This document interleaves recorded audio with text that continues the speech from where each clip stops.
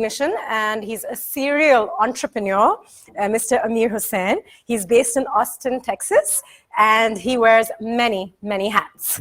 He is, like I said, an entrepreneur, an inventor, technologist, an author, and CEO and founder of Spark Cognition. He's doing a lot of stuff, a lot of fantastic stuff, actually. He's received numerous accolades, such as being named Austin's top technology entrepreneur of the year. And he is listed as an Analytica top 100 artificial intelligence influencer and received the Austin Under 40 Technology and Science Award. It's such an honor for me to hear these people speak, to know that they're doing what they do, and they're here to speak with us today. So let's have a look. He's going to be talking about building a new world with AI, something that everybody is looking towards. Let's see what he has to say.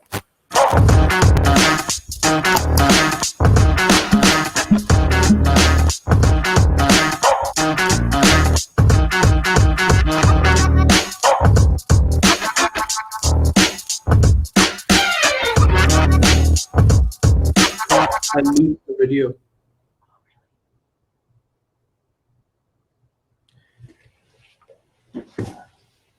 Yeah, hi. I'm assuming I'm live. Okay.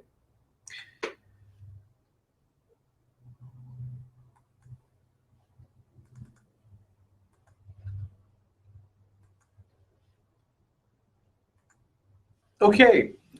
It's wonderful to be here with you. And Jahan and Akash, thank you so much for making this happen. So my name's Amir Husain, and I'm founder and CEO of Spark Cognition, which is an artificial intelligence company based in Austin, Texas.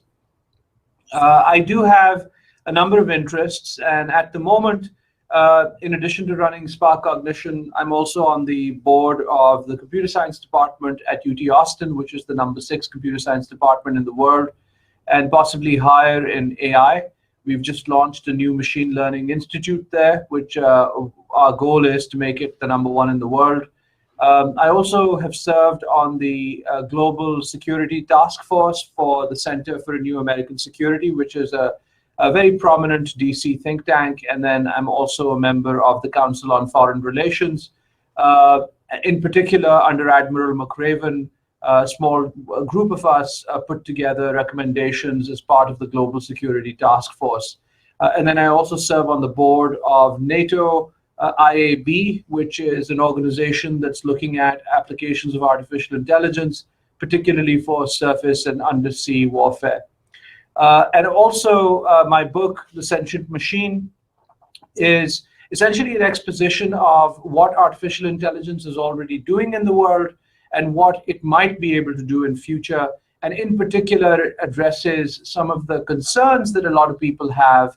AI will take all the jobs. AI will create monsters that run amok and put us at risk.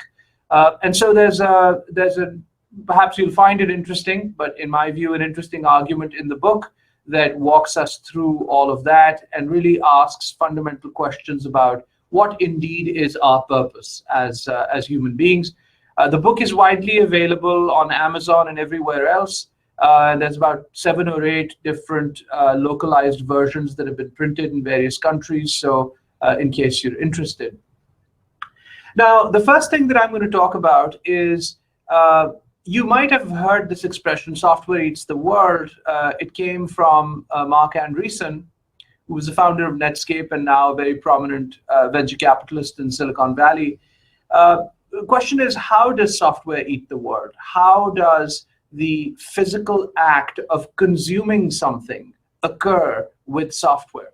So on the left, you have a traditional gas engine. And as you can see, there are a lot of components. There's a timing belt, there's pistons, there's a carburetor, there's a whole variety of valves, complexity.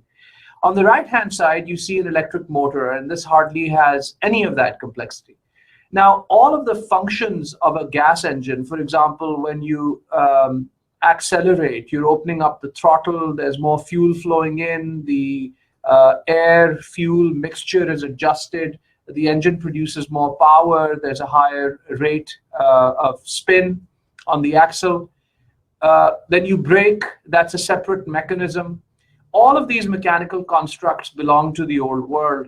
If you think about how electric motors do this with much fewer, with significantly fewer parts and diminished complexity, they add software as that layer that makes up for all of these parts that you see on the left. So literally, the carburetor goes away because now it's just an electrical signal being delivered, running off of some sort of an embedded computer and being delivered directly to the motor. Braking is a function that partly the motor is able to do itself. So literally, the addition of software onto simple mechanical constructs like an electric motor can cause the legacy system to no longer be useful. And so now think about all the companies that specialize in the internal combustion engine. Think about all of the people that make a living doing this. What happens to them? This is clearly a shift in technology that's taking place. But that sort of appeals to, let's say, mechanical engineers, maybe blue-collar workers working in factories and so on. But what about, creative knowledge workers? Surely knowledge workers are beyond reproach, right? Their work will always be done by them, and machines can't be smart enough to take their jobs over. Well, on the left here, you see a human typing furiously fast and cranking out a lot of source code and writing a program. And that's the old way of doing coding. On the right hand, you see an algorithm within a simulated environment developing the code in order to make robots of various different constructions walk without any explicit instructions, without any explicit understanding really of physics or Newtonian mechanics. The evolutionary approach here allows you to come up with the code that in days past, developers would have spent long hours trying to come up with. And it's not just about the savings of time, it's also the flexibility that you get with the evolutionary approach, because now you can evolve different software for different creatures. You can evolve different software to deal with different conditions. Here, the issue is of balance. You have one of these robots that's learned how to walk being assaulted with blocks. And at some point it tumbles, but the reality is that its ability to deal with all of this has not been programmed in by a human being. It's been learned. So there are numerous ways now in which artificial intelligence can be used to build artificial intelligence, right? And there's this cyclicality, this positive cyclicality that started to come about. Now, at the heart of a lot of this is a current revolution in deep networks, deep learning. And what is deep learning? To make it very, very simple, it's neural networks which have been around for a while. They've been around for decades, but just stacked in ways that make the structure very deep. So they're able to take in a lot of inputs and then perform all sorts of computations in multiple layers. The connectivity can vary based on the type of network. And then at the end, you get an answer. And the algorithm that goes through training a neural network, in other words, configuring all the connections and the weights in just the optimal way to provide the correct answer, that algorithm is called backpropagation. So the deep learning revolution is powered by big computers, lots of memory, lots of data that can be thrown at ever larger networks in ever deeper layers, and this backpropagation algorithm that can train all of these networks. But the one thing to remember about neural networks, it's a kind of a magical result, which is that neural networks, and I'm going to put an asterisk here and come back and explain the asterisk, but neural networks can do anything. You can teach a neural network any computable function to an arbitrary degree of precision, given enough data. If you had enough data, this neural network structure can learn anything. Now, in practicality, do you have enough data? Do you encounter other training issues and problems? Do you have enough compute? is the problem the kind of problem that can be translated to, what a neural network does? Those are complexities, but at the same time, this result is magical because the neural network is a universal problem solver, and that is at the heart of this new revolution in artificial intelligence. I'll be quick to tell you that this isn't the only thing that's exciting. Deep learning, while everybody talks about it, isn't the only exciting thing. There's lots of related fields, for example, reinforcement learning, which also leverages deep learning. There's explainability in these neural networks. There's one-shot learning, where with a small amount of data, you can learn much like a human child does. But even beyond all of these, there's also a growing focus on other techniques. For example, techniques that marry symbolic AI with connectionist AI, with these types of neural approaches.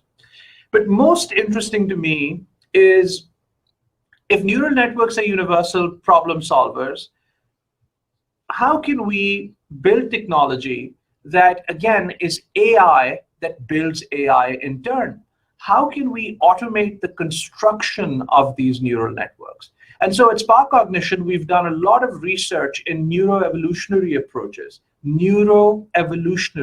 evolving the neural structure of these networks without explicitly coding them. Go back to that video of the developer hacking away versus a genetic algorithm teaching a robot how to walk. We are building algorithms that use the power of genetics to build entire brains. And what you see here are simulations of our Darwin software using a large number of GPUs to evaluate different neural models, and then to be able to determine how well or not so well they're doing. If they don't do so well, they get discarded. The best of a generation then contribute to the next generation, their seed. So this Darwin platform has been revolutionary and can solve a large number of problems, design neural structures that you, me, other experts wouldn't have thought of, because that's not how human beings think. Okay, so software is eating the world, and you can see how that physically is changing. Neural networks are at the heart of this revolution, and we've now built technology that can automate the construction of neural networks. So how will all of these things come together to change the world? Well, Spark Cognition launched a 50-50 joint venture with our partner Boeing, which, as you know, is the world's largest aviation company.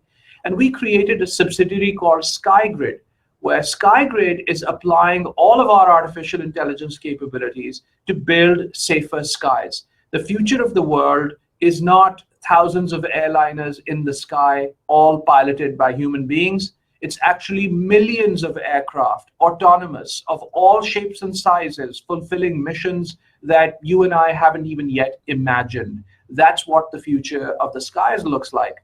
And now, as Cisco was to the internet, as routers were to the internet, there is a technology needed to manage three-dimensional space and even beyond our atmosphere. And that precisely is what SkyGrid is. We've just launched our first product. If you go to the SkyGrid website, you will see in the US now it's integrated with the FAA. So, for example, you can connect directly with a drone through the SkyGrid application. It uses AI algorithms. You can simply, with your finger, designate where you want the drone to fly. It creates optimal routing. If you have more than one drone, we have enterprise versions that do that as well. Automatically, your flight plan is checked against a huge list of criteria. Are there advisories in the area? Are there no terms? What about the weather? What about the micro weather? All of that is factored in by the AI. And then a flight plan is constructed completely autonomously. That's submitted to the FAA. And if that comes through, then you can go ahead and fly. All the while you're flying, the system is being monitored with respect to all the other assets that are in the sky. There's all sorts of deconfliction capabilities and a very sophisticated mechanism to keep skies safe at scale. There's even machine vision integration now with that. So there's a ton of capability that artificial intelligence brings in building a new world where the skies look different. The skies are organized, safe, millions of aircraft, can integrate with them, but without disrupting, our daily lives. And that's work that we're doing. Another thing that we're doing is bringing AI to power, the power industry. A couple of years ago in South Africa, there were some power failures at significant power plants. And when there was a post-mortem done of that event, it turned out that part of the reason why that occurred was because the staff that was manning those power stations wasn't appropriately trained. And so a lack of training in these areas, in these jurisdictions, can cause significant damage to the economy. Large power plants go down. So we started thinking, how do we embed artificial intelligence in the power plant? Our Spark Predict system is already watching in oil and gas the largest rigs in the world. It's finding downtime events that no other system has been able to find. Earlier this year in March, we detected an event which would have caused $10 million of downtime in a single instance. So we know that this is all within the art of the possible. So how do you apply this to power? And so we did apply our capabilities to turbines, each one of which can cost nearly $100 million per turbine. They're basically very large jet engines. And we've delivered amazing results. We've found conditions that would have led to failure of catastrophic varieties just purely through AI. And now where we are is we're incorporating in a very specific way the ability for the AI to also learn the physics, not just look at the data. That does great, and it allows us to protect a large number of assets, but to also incorporate learning from physics and become much smarter. And that's sort of the future here. The vision for Spark Cognition, of course, has always been we want to embed AI in the physical systems that run the world. Success for us is being embedded in the power plants, in the water plants, protecting cyber operational technology assets all over the world, in the military services, in rockets, everywhere where artificial intelligence can integrate data at rapid scale, build models, protect assets, optimize the asset, make things better, safer, faster, cleaner, even in an environmental context. That's the business that we're in. I'll give you one more example. We were hit by the pandemic, still in the throes of it, and I hope we can shake it off here with this vaccine that's coming up. But Spark Cognition has a research team that's run by one of the foremost practitioners of AI in the world, Professor Bruce Porter, who is the two-time chairman of UT Austin Computer Science. And our CTO is also the former CTO of IBM Watson. So we've got a terrific team, and we applied our capabilities to 6 areas where we developed prototypes. We actually supplied some of this capability to local healthcare, investing in forecasting with our Darwin system, using neuroevolution to forecast, to interpret radiological scans, all sorts of data, the sound of a cough, etc. These are all things in the art of the possible. With our SkyGrid system, next-gen logistics, you might have certain areas that you can't easily reach, or sending people there might be harmful because the rate of infection is too high. SkyGrid can now track COVID in addition to all the other layers of data. And with drones, it's possible to ship supplies to some of these areas. Similarly, contact tracing. We actually prototyped a peer-to-peer device with no tie-in to a person's identity. And earlier you were hearing about the blockchain. In a similar way, completely distributed, trustless system to allow people to do contact tracing and still not feel like they're being tracked on their phones everywhere. We developed the world's first ventilator. This design that you see here was built from scratch at Spark Cognition. The first ventilator that was built from the ground up with predictive maintenance in mind. Because with artificial intelligence, one thing that you get is you can put an engineer in the box, right? So we can put an engineer inside this ventilator. It's an AI engineer. We can put the mind of that engineer in this box. And now when you have to have tens of thousands of these ventilator fleets all over the world, how do you maintain them? Well, one way to maintain them is to embed artificial intelligence in those systems. Drone deliveries, of course, both with Boeing as well as many of our other partners. There's a lot of work going on in particularly medical drone deliveries. And then finally, via swarms of drones, using a variety of different sensors in open spaces, automatic monitoring of health protocols, both in terms of IR readings that might be an indication of, for example, someone being ill, as well as generally ensuring that groups of people are implementing social distancing. So we've implemented, tested various of these. They're in different phases of completion. In addition to this, of course, we've done a lot with folding at home, contributing a lot of compute capacity to help discover a cure.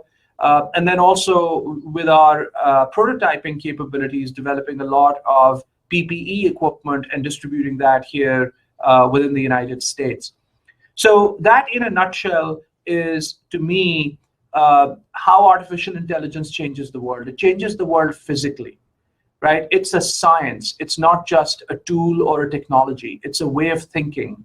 And when you start thinking that way, you find opportunities to replace the physical with the virtual. And then when that virtual component becomes intelligent, you realize that you've given something life, and you've given something the ability to optimize at a distributed level that never existed since the beginning of time. That leads to a different world in power, in defense, in cybersecurity, in agriculture, in everywhere, manufacturing. And if you are interested in these topics, which I've sort of spent my life thinking about these topics and working towards them, I can offer you a couple of links here, as well as two of my books, The Sentient Machine and Hyperwar, both of which are available online. So thank you very much. And of course, I would be delighted to answer any questions that you might have.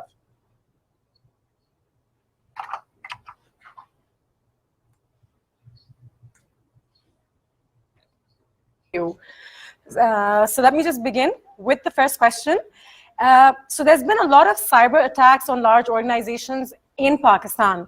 So given the advances in AI, do you think it's going to be increasingly hard for companies to keep their systems secure?